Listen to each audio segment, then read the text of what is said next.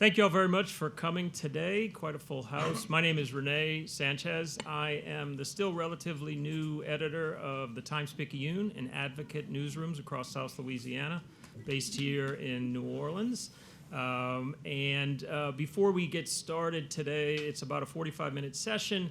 We'll try to stop right around 30 minutes and have questions. If anyone has questions, you can see in the middle. I can't see it because of the lights, but there's a microphone there. And so we'll go about 30 minutes and then take some questions. So now we have a panel here today that, because of all of their incredibly profound accomplishments, probably needs no introduction. But hey, let's do it anyway.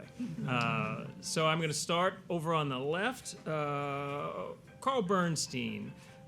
Carl, as a young reporter for the Washington Post, teamed up with Bob Woodward and broke and relentlessly investigated what we all know as the Watergate scandal that led directly to the unprecedented resignation of a U.S. President, Richard Nixon. Carl's long career and body of work in investigative journalism is indelible. It's historic. We're honored to have him here today. He is also the author of 7 books, the latest being a memoir of the rough and tumble days in Washington in his early years of reporting. And when he's not writing books or investigating things, he is also a commentator, political analyst on CNN. Welcome, Carl. Good to be here. Thank you.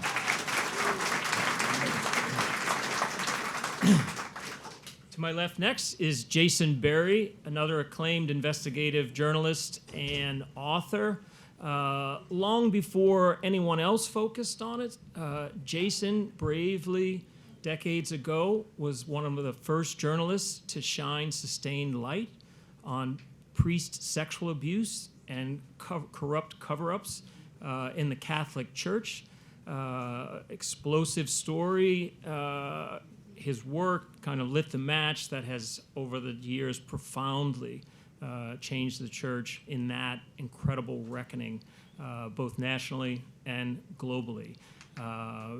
Jason has been a contributor to ABC News and National Public Radio. A New Orleans native, he's also the author of books showing his reigns. He's written a book on jazz and music in New Orleans. And a few years ago, he published the seminal work, City of a Million Dreams, A History of New Orleans at 300. Welcome. Thank you.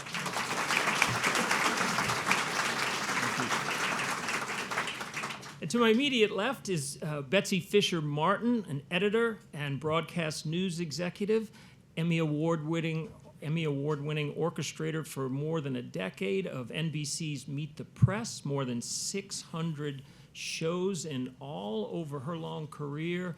Obviously, one of the finest public affairs television show on Sunday mornings for decades. Betsy she's traveled the world speaking about media, free elections, women in politics, and currently she's the executive director of the Women in Politics Institute in Washington at American University. Betsy as well is a New Orleans native, so welcome, Betsy. So, I want to start with a question that actually informally Betsy and I were just discussing the other day, which is that, in the pursuit of a story these days, chasing the story, pursuing the truth, let's start talking about the environment we're in, right? This climate of deep polarization, hyper-partisanship, alternative facts. Everyone's just a click away from reading or watching exactly what they want to hear that gives them comfort. The question I have and wrestle with is, when you're a journalist today in this era, how do you pop that bubble? Or is the battle lost? Like, what does this era demand of journalism? What do you think, Betsy? Well, thank you for that question, and it's great to be here at the Bookfest, and along with my esteemed colleagues here.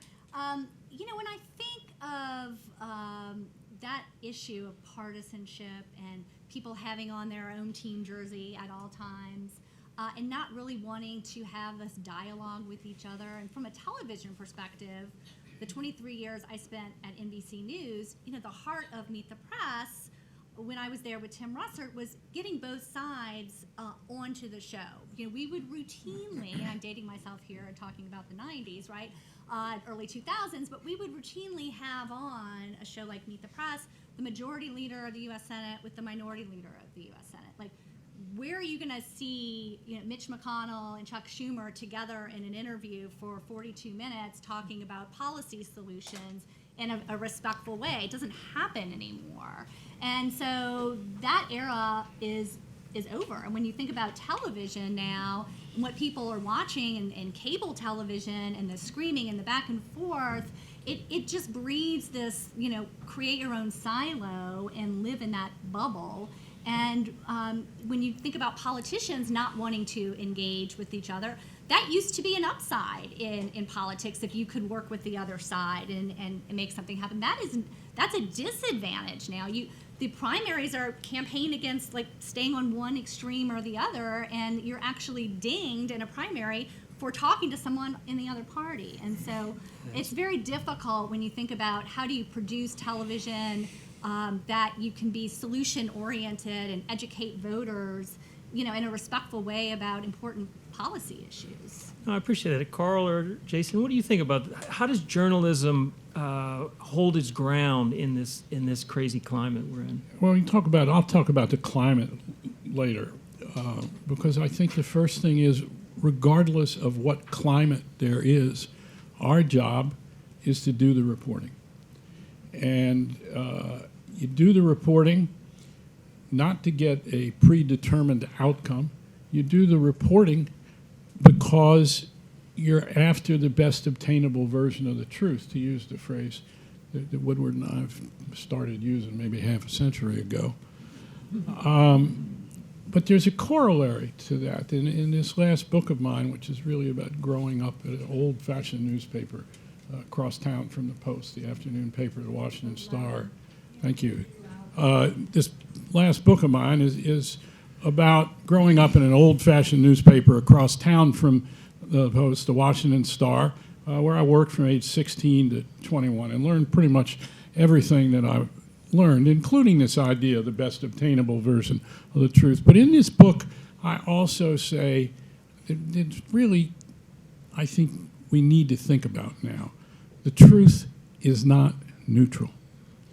And we've been saddled with this yoke of supposed, quote, objectivity. And I learned this from great Southern reporters covering civil rights. A lynching is not neutral. So, to the immediate question, what we have to do is the reporting. And however it lands, and it lands in a cesspool a lot of the time. There's no question about that. And the culture of this country today may have been relegated to this huge cesspool that we can talk about in all kinds of terms, political, social, cultural. And one last point about this, we do too much as journalists and politicians to think that we're apart from the rest of the culture. We are part of this culture. We're a part of this either grand experiment or cesspool. We're of it and part of it. So what we need is to get the stories out, and that is the biggest problem, it seems to me, that we have in journalistic institutions today, because not enough of them are determined and dedicated to going after the best obtainable version of the truth, which costs money, requires a lot of resources, and sticking to some values that are not centrism as a goal, but rather the truth is not neutral. Jason, do you think that what Carl's point, because I agree that part of the climate is this sense of the risk of both sidesism, false equivalencies. Tell me a little bit what you think about that. Well, I think the great power today is to make people believe that something false is true. And we see that at Fox constantly, and the story coming out now about how all these people on the air during the election didn't believe what they were reporting, and yet behind the scenes were bickering. It's hard to imagine why someone like Tucker Carlson still has credibility, but he has his following. So my take would be that if you're going up against so much mendacity, let me just say, I had a soundbite years ago. Whenever I was interviewed about the Catholic Church, I would say the fundamental problem is structural mendacity, institutionalized lying at the top. And I never imagined that one day it would be so widespread on television with social media, engines of information that are not at all about accuracy or truth, but just fanning flames to get people riled up about a given position. I think the mistake that network television has made is having too much focus on the anchor person interviewing the journalists, many of whom are quite good. I'm not belittling them. But I think we need much more tenacious reporting on television to match what those print outlets are doing who have the capacity to do it. So I'm thrilled that the Times-Picayune is really going deep on the coastal erosion story. It is an epic story. But on balance, when you look at how many newsrooms have shrunk and how print media is now vastly being overshadowed by television and other forms, I really think it's important to I'm echoing Carl, but you've got to get the facts out about what is right, what we can say is truthful, and serve it up to the other side. Mm-hmm. To stay with you for a second, so a lot of your work, you've squared up to the Catholic Church, one of the biggest institutions in the world. We're also in an era where journalists are constantly being menaced, threatened, harassed. I actually, hardly a week goes by in our newsrooms where we don't have to deal with that in some way just for pursuing the truth, tough questions. Tell me a little bit about what you think about that, what you've experienced, and how the kind of journalism we're talking about demands a form of courage. In this era in particular, social media, trolls. Right. I don't know whether the work I did has that kind of bearing on the explosive environment today where social media is so dominant. I wrote all three of those books as an independent writer, writing for freelance outlets. And the major fear I had was the lawyers.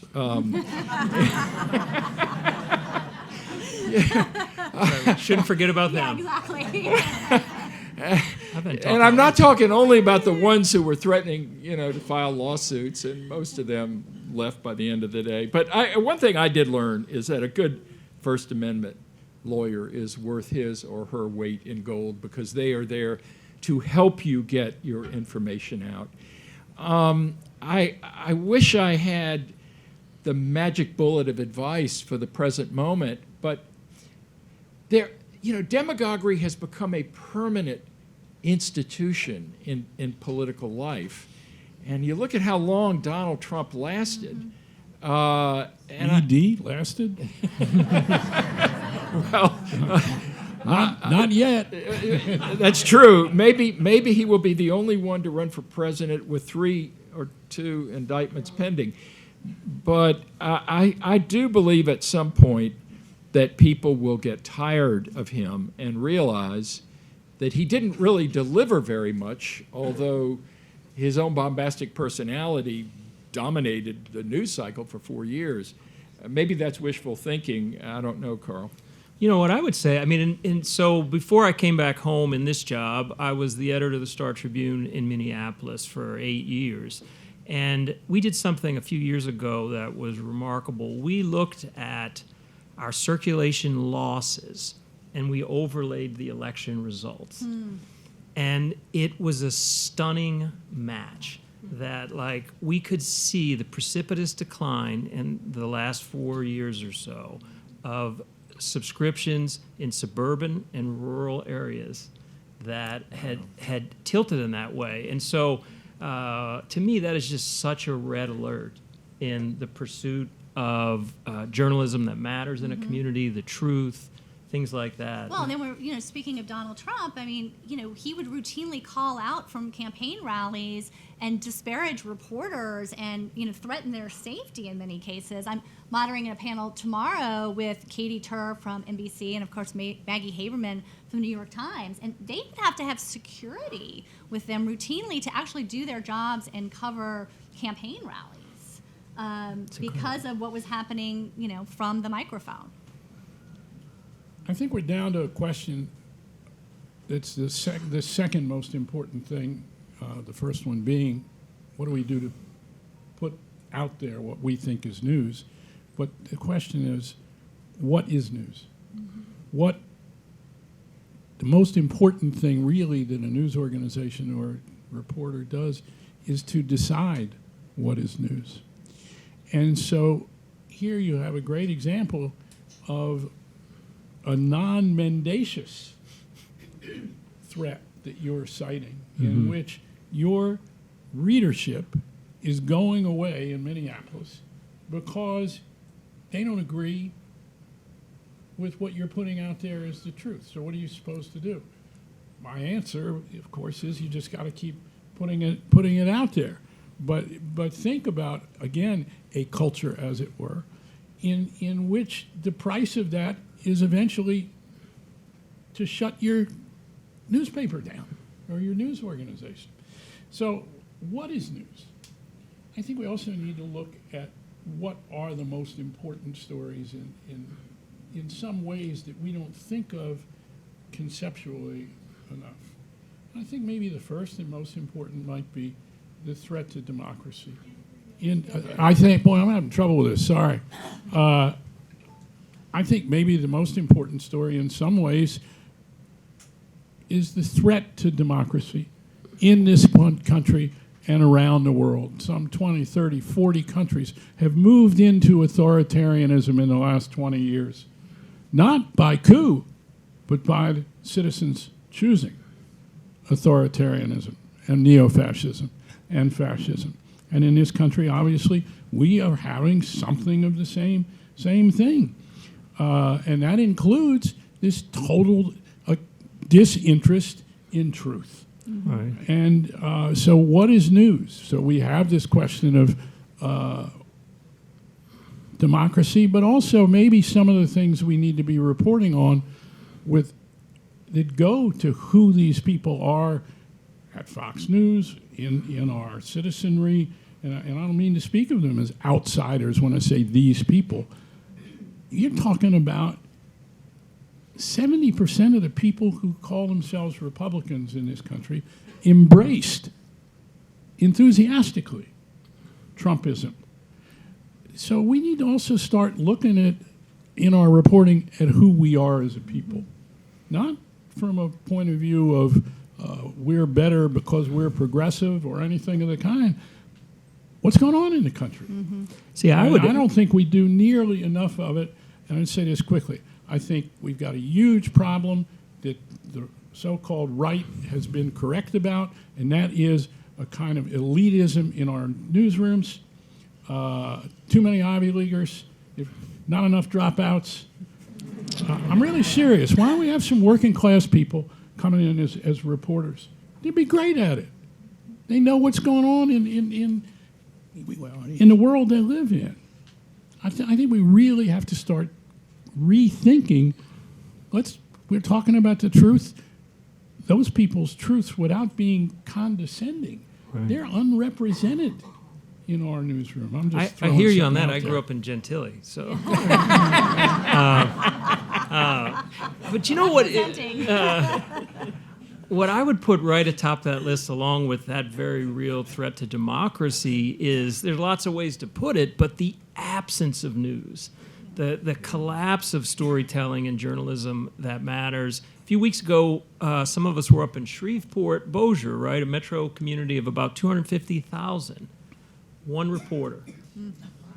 And we listened in a jaw-dropping way to all these civic leaders plead with us, saying, no, you don't understand. There's no news here. Mm-hmm. Like, they were describing things like trying to hold a Facebook post up to the light and say, well, I think that guy went to the council meeting, but I can't quite tell. I mean, what's happening is extraordinary. Well, and I think you'd look no further than just state capitals around the country. Right. You would go into a press gallery in any state capital and you would see, a full room of reporters. Now you're lucky to see one or two people, and that local news component is incredibly important because they are the ones holding elected officials accountable. They are the ones, like you all just did today, right? In the wonderful Speaking of lawyers, research, right? Yeah, that you all did about the recall and going through the petitions, fighting for them. Having to actually get lawyers involved, and then being transparent about the process and reporting what you learned from that. If you all didn't do any of that, so much of that would just be unknown because no one else is doing the due diligence. And so it's I think the repercussions of this, when we see in local newsrooms across the country that are shells of themselves, it comes into when we were talking about politics and holding elected officials accountable. They're the ones that are going to be able to do that work. I know. What do you all think about this crisis? Where it's just I wonder about the nonprofit model, the Texas Tribune, I Mm-hmm. believe. Mississippi Absolutely. Today as well. Texas Tribune, maybe tell them a little bit what the Texas Tribune is about and what it's accomplished, because its economic model has succeeded, and the Texas Tribune is really the most important source of news in Texas, rather than the Austin paper at this point. Well, you need a lot of startup money. Yes. And obviously Yeah. there is not a print component, or I guess people can download articles that they may want, but you need a lot of startup money. And look, I'm not a publisher, I'm not an editor. You're probably much more knowledgeable of this than I, Rene, but it would seem to me there also needs to be some way of persuading advertisers of some kind to come on board and get behind it. I wonder if a city like Shreveport, is the Shreveport Times no longer publishing? Is that why these people were? They don't publish 7 days a week in print, but they put together some sort of digital report. But they're down to it's owned by Gannett. There's one reporter in Shreveport. There's one reporter in Lafayette. Yeah, And it's incredible. it's incredible. And That's what's happened all over this country. Yeah, Right. And it's it a shame. began before the internet. Right, It right. began when Gannett and other chains came into town, bought up one of the two papers, stripped it, bought the other paper, shut it down, Right. and by the time of the internet, there was no Right. local news almost I left. think what has to be reconciled in a way. I love these emerging models because I think they're operating with high principle. They have public interest journalism at the heart of their mission. Their existential challenge is audience readership at scale. On like my end of things, we have this model that is sort of challenged, to say the least, but we have huge audience, right? The recall story that you mentioned over the last few days, I could look at my phone right now, 30, 40,000 people read those stories, right? So that has to be what's reconciled for journalism and the public interest. But there are more partnerships now that are existing. Right, and that's between, starting to evolve right, as well. As a model, right. As well. And but I think that is just as serious a threat. Because to put an investigative piece, how many reporters did you have on that story? To count the petitions, we tapped like 12 people. Yeah. Because we had to go through it. We were Yeah. looking for any elected officials, and bizarrely, we found someone who was the judge in the recall. Which, again, we wouldn't have known about unless you all had done You that. don't see that coming when Yeah. you're going through a pile of. It's New Orleans. I actually think, I'm a little blinded by the light, but the reporter who found that actually may be in this room right now, John Simmerman. If he's in here, congratulations, John, for that in the public interest. And so these are, I think, the great headwinds that we're in this era where there's so much to figure out, democracy at stake, local news at stake, and just this sort of unflinching pursuit of the truth. And Do you think that the tendency of reactionary politicians now to make the media the enemy is something that will? I put it out to all three. Is this something that is going to pass, or is it becoming a new weapon in the arsenal? Because I mean, Trump did it all the time, course. as you mentioned. And Nixon did it. He tried to make the conduct our Yeah, conduct. He yeah. tried to make our conduct news. the issue in Watergate, not the conduct of the Right, president right. and those around him. It's certainly Betsy- withering. It's Yeah. I don't know if it'll let up because social media it makes it so easy to surround a reporter.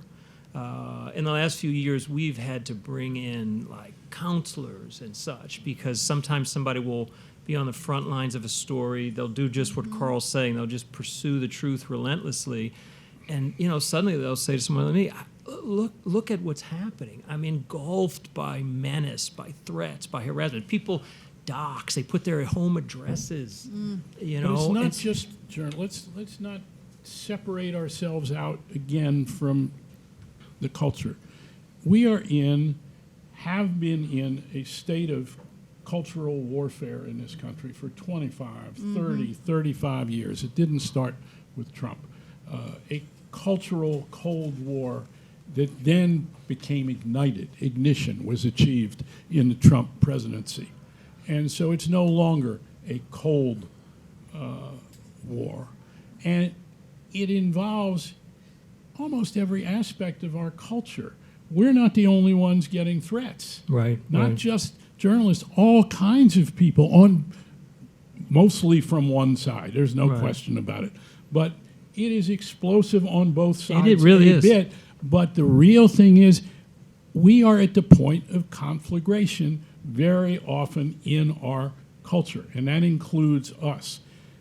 The line, we got some death threats during reporting Watergate, and we were a little worried because one of the burglars. Liddy had threatened to kill a reporter, Jack Anderson.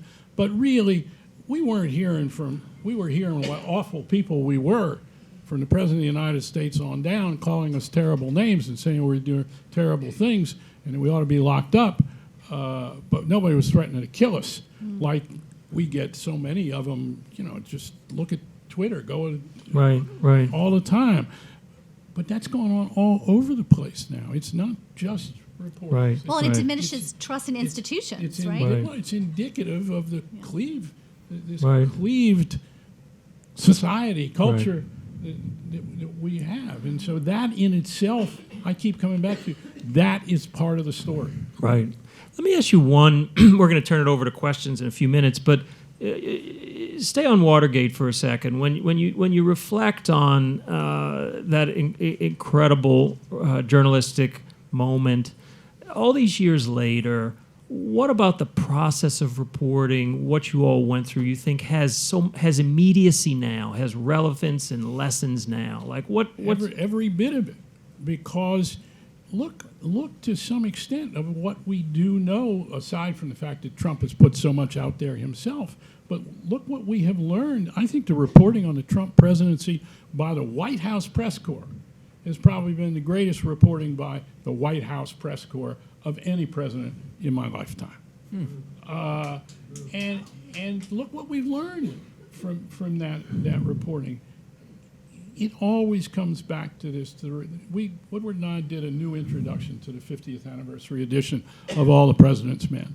And it compares Nixon, Trump. It says Trump is the first seditious president in the history of the United States. But also, the process is the same. And those who have taught in journalism schools, those who are at newspapers and or news organizations and watch new employees come into the place and think, oh yeah, I'm going to go online and that's going to be how I get the story. Got to get out of the newsroom. Tell me if I'm wrong. How many people come in and with the impression, even in as good a newsroom as yours, and think, oh, what the really thing that you're going to do is you're going to be on the phone, you're going to go back and look things up on Google. No, get out of the office at night. Do the deal. It works. That's our new slogan. Well, let's see. I can't see the mic and the lights, but we do have about 10 minutes for questions. So let's see. Go ahead, sir. Okay. Mr. Bernstein, you talked about the importance of telling the truth and doing what's right, and Martha Mitchell comes to mind, and I was wondering what was her impact on you during the with regards to the Watergate scandal. I'll be quick because I want everybody else to get a turn to speak. I think that the role of Martha Mitchell was ridiculously exaggerated in the television series. Martha was very important in that she knew from the first days that something awful had gone on. She didn't have a clue really about what that was, and she never really did get information from her husband, John Mitchell, the former Attorney General and Nixon campaign manager. She called us on one occasion, and she was a little drunk, and she said, look, the son of a bitch has left. He's got a lot of stuff parked in his office up here and on Fifth Avenue, Park Avenue in New York. You all want to come up and see it. We got on the next plane. We got there. It was about a 12-foot high closet. I climbed up to the top and started handing stuff down to Woodward. There was some stuff in it. She didn't know what it was. We got a couple stories out of it, but her knowledge was not great at all. But she was the canary in the coal mine. Go ahead. Yes, I wanted to ask this because there's been so much discussion about this and truth. And I'm a graduate student in history, been teaching for 27 years. I've read your book at a very young age, loved it. But what I want to know is that even when I'm watching things with a very open mind to things, I'm not finding reporters on either side really that I feel like are being honest themselves, at least on television. It seems like they're bent on trying to find what they want to be the truth, which is, you know, when I was in grad school, they taught us sometimes you're going to find out that what you think is the truth is not the truth. But I'm not finding that in our day and age. And so I want to know, how are reporters, and especially in television and so forth, taking responsibility for that and not trying to tweak things in their own light, too? I mean, I just think that's an issue, you know? Yeah, well, I mean, look no further than what we've seen over the past couple of weeks with Fox News, right? And you've got, speaking of ratings and clicks, I mean, you have an entire organization that was set up to report a certain amount of information in order to keep viewers. And we're you know, actually admitting telling lies and misleading the public and going along with it for the sake of ratings. And that's a very dangerous place to be. I don't watch either side. Yeah. But Yeah. thank you. I would simply add that, you know, it's gotten to the point that your point's well taken. Yeah. Like when we don't hire anybody before we do a deep look at their social media, just to make that's sure smart that these there's days. yeah. Yeah. So go ahead, Sarah. Yeah. So y'all talk about the importance of good journalism. With the new media, how do you make sure that good journalism is seen by a broader audience? Well, it's a kind of chicken and egg question, since none of my colleagues are quick to respond. I'm looking at Yeah, I'm the guy who doesn't have a job, you know. I just sit in my house and Blew work. my mind. You blew my mind.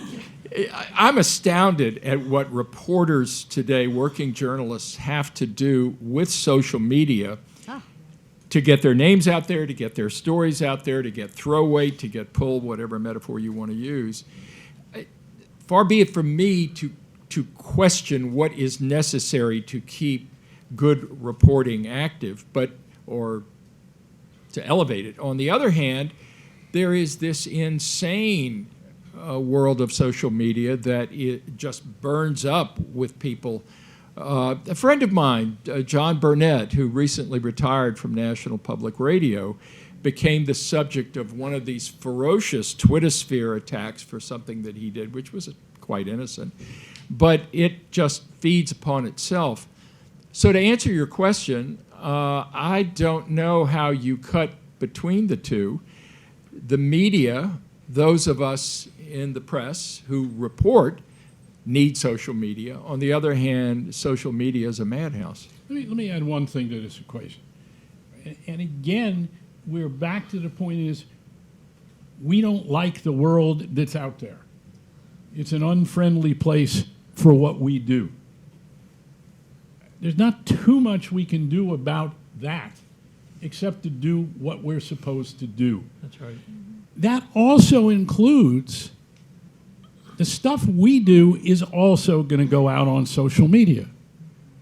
It's the means of transmission of today by people who are reading us, viewing us, tweeting us, whether we like it or not. So I keep coming back to the same thing. Maybe we need to make better use. I'm just throwing this out there. I'm not sure what I think of what I'm throwing out there.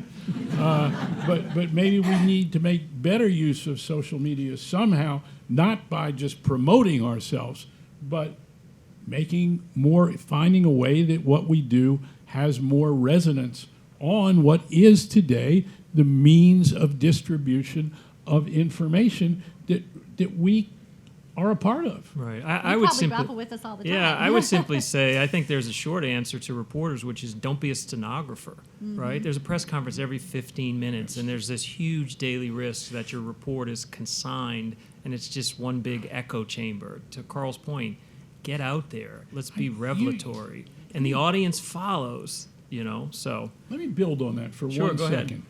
What you just said, reporting is not stenography, and yet, going back to when I went into the business 60-something, 4 years ago, whatever the hell it is, even then, too many reporters did stenography. If somehow we had editors, publishers, quote, of whatever these news entities are, who were committed to what is news, as opposed to putting X number of people in the newsroom into stenographic exercise, maybe we need to start looking at this question that we're discussing here from a different point of view, and maybe we're not covering back to what is news. Maybe we're not covering the right things. Could be. You got time, I think, for Thank one you. or two more. Go ahead. Hi, my name's Hannah, and I'm a news editor for the Tulane Hullabaloo, and I guess I was interested. I was interested to learn, and I guess this is more directed to you, Jason, about how reporting on sexual assault has changed after the Me Too movement, and what you have observed. That is a good question. It has moved in waves, and it began in the late 80s through the 90s, largely by the survivors movement of Catholic priests. In time, we began to see that other religions had their cover-ups, and certainly you've seen that with the Baptist Convention, with the Jehovah's Witnesses, and even with the Mormons now. I think Me Too was a groundswell that was destined to happen after this buildup of reporting, which drew upon the testimonies and the lawsuits, and in some cases the prosecutions, of people who were victimized by religious figures. The idea that Hollywood sort of came last, with Harvey Weinstein and other figures, television figures, to me represents a kind of surfacing iceberg. This is something that has been with us probably for centuries, arguably for generations, at least in this country. But I think the law is making important progress in this sense. And the fact that you see many state legislatures now passing statute of limitations reform so that, we know that abuse victims often take decades before they get the therapy to begin to understand exactly what happened to them and have the voice and the courage to, go after the perpetrator through the legal system. That's all very encouraging, I think. Well, and the movement to get rid of these non-disclosure agreements that, Yes. and when you're Right. thinking about sexual harassment in the workplace, right, and the ability to people to come forward and report Right. wrongdoing. I think we got time for one Thank more you. question. Go ahead. Thanks for a great program. For those of us who care deeply about the free press, everything you're talking about, safety of journalists, the diminishing local press. What can we, average citizens, do to support the ideals of a free press, other than obviously Buy your paper. I was going to say other than subscribing to Subscribe to your newspapers. Wow, that's my favorite question. What else can we do? Do you have an hour? got We an also have idea. something called the Louisiana Investigative Journalism Fund, which is run by a nonprofit in partnership with us. People contribute to that. Frankly, the funds that we get for that, just by one example of the last few days, that funds jobs. That funded this deep dive into trying to make sense of what's up with the mayoral recall. So I think that, I appreciate what you said, and, we need every last person who cares about a free press to sort of have that in mind, hold us to high standards.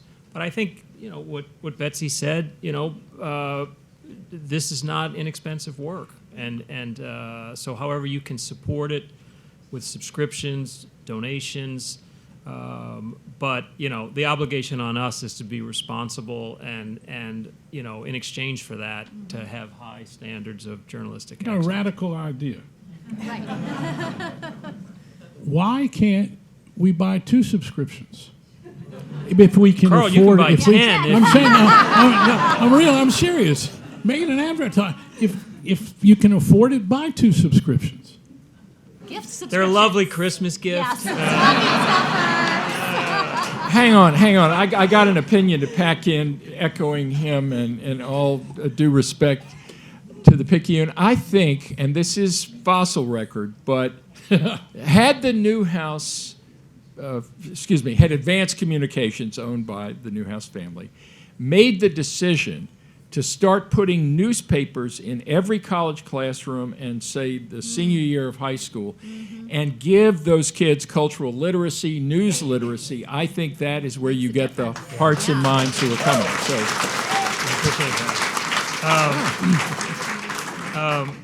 Well, thank you all very much. Thank you all for joining this. Thank you for your interest in the news.